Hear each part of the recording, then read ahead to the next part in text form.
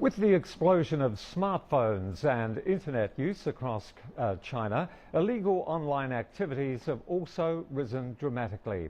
There have been a series of incidents where internet users spread rumours online, disrupting public order.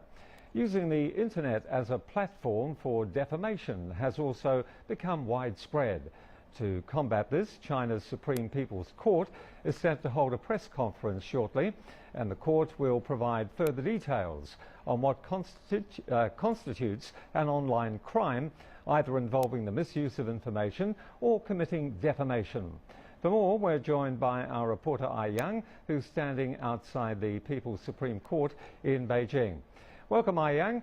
So what can we expect from this judicial interpretation by China's Supreme Court? Hello, Edwin.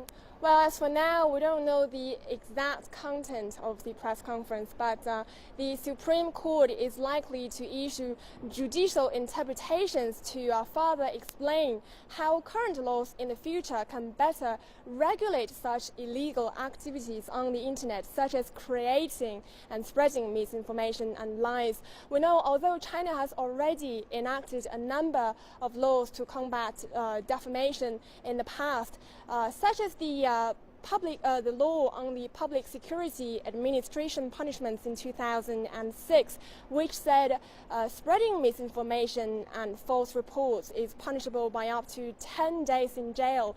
But these laws are very general laws, and they do not especially target on internet activities. So sometimes what may happen is that even an offender is caught spreading lies on the internet for personal gains. It is difficult to really determine what kind of punishment this person should get, so we are likely to see the Supreme People's Court give further explanations and interpretations soon, Edwin. And Ai Yang, from what you've been reading and hearing about this, how serious have these online rumours actually been, and what kind of damage have they inflicted? And also, how will this new legal interpretation actually protect law-abiding internet users? Well, yes. Actually now China has more than 600 million internet users, and that is more than any other country in the world, and more than half of these users are active social networking users as well. So sometimes what may happen is that more and more people are using these platforms to create false lies and sensational content for personal gains.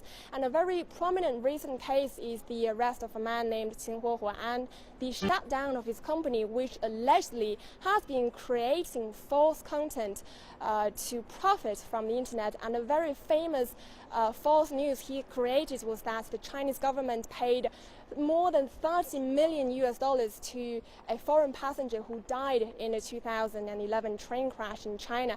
And this, of course, generated much public anger at the time, because $30 million is a lot compared to, it's just really huge compared to what many Chinese victims had been compensated at the time.